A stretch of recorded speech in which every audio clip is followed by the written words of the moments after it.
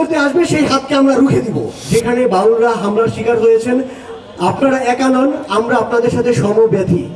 পাশাপাশি যারা হামলা করেছে তাদের প্রতি স্পষ্টভাবে দ্ব্যর্থহীন কণ্ঠে আমরা উচ্চারণ করতে চাই, আমরা প্রয়োজনে ওখানে যাব, পিটুনি দিতে আসলে পিটুনি খাবো, কিন্তু আমাদের তো বয়স কম। ফরাদ ভাইকে আমি সবিনয়ে অনুরোধ করব, পিটুনি খাওয়ার দিন আর নাই।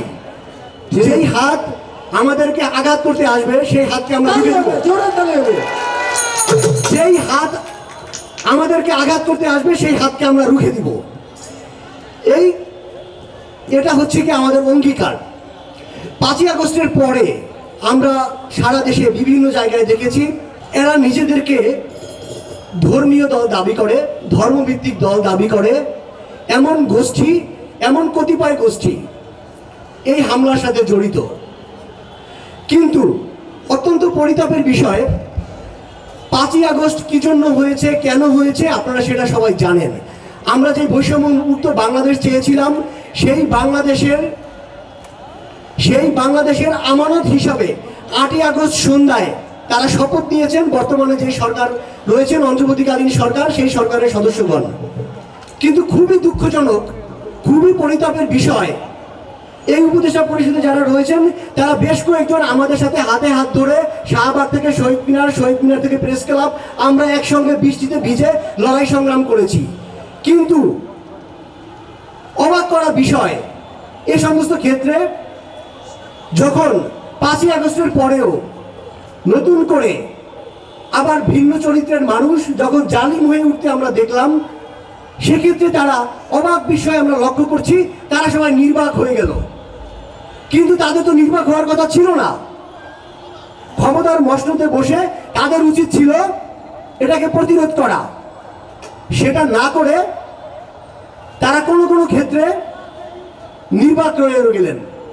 এবং প্রতিটি ঘটনায় শুরুর দিকে আমরা মনে আছে রোমেল ভাই, ফরাদ ভাই সহ আমরা হাইকোর্টের মাজার গেটে আমরা প্রথম 5ই আগস্টের পরে হামলার ঘটনায় আমরা একবার মানববন্ধন করলাম। সেখানে সেই সময় যদি মাজারের হামলার ঘটনার প্রতিবাদে যদি দায়ী দোষীদেরকে যদি বিচারের আওতায় আনা যেত, আমরা কোনো ঘটনা হলে আমরা শুনি যে দৃষ্টান্তমূলক বিচার চাই, ন্যায় বিচার চাই।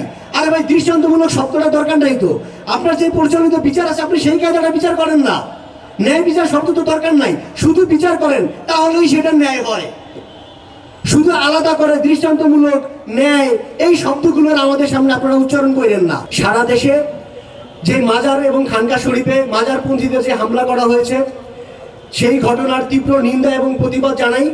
পাশাপাশি দ্রুততম সময়ের মধ্যে কোনো প্রকার যদি কিন্তু শর্ত ছাড়া আবুল সরকারের আমি এখান থেকে মুক্তি দাবি করছি। এবং অন্তর্বর্তীকালীন সরকার যে নির্লিপ্ততা দেখাচ্ছে, এই নির্লিপ্ততার প্রতি নিন্দা জানিয়ে আমরা আশা করব দ্রুততম সময়ের মধ্যে সারা দেশে প্রতিটি মানুষের, নাগরিকদের নিরাপত্তা নিশ্চিত করতে হবে। এই অন্তর্বর্তীকালীন সরকারের প্রতি আমাদের দাবি থাকবে, মানুষের জানমালের নিরাপত্তা নিশ্চিত করেন। যদি আপনারা মানুষের জানমালের নিরাপত্তা নিশ্চিত করতে না পারেন, তাহলে আপনাদের আমি আবার স্মরণ করে দিয়ে আমার বক্তব্যটি শেষ করতে চাই। এই 5ই আগস্টে যেভাবে সৃষ্টি হয়েছিল, এই বাংলাদেশের প্রতিটি বিশ্বাসী ও অবিশ্বাসী, হিন্দু, বৌদ্ধ, মুসলিম, খ্রিস্টান, আউল, বাউল, ফকির, মাজারপন্থী সবাই মিলে লড়াই করে আমরা হাসিনা শাহীর বিরুদ্ধে আমরা লড়াই করেছি। মুক্তি চাই, মুক্তি চাই, আবুল বাগানের মুক্তি চাই, আবুল সরকারের মুক্তি চাই, মুক্তি চাই, মুক্তি চাই, মুক্তি চাই, মুক্তি চাই, আবুল সরকারের মুক্তি চাই। বাংলার বাউল এক হও, এক হও, এক হও, বাংলার বাউল, মুক্তি চাই, মুক্তি চাই, আবুল সরকারের মুক্তি চাই। এলো খবরের কাগজ, নিখাদ, নির্ভীক, নিরপেক্ষ।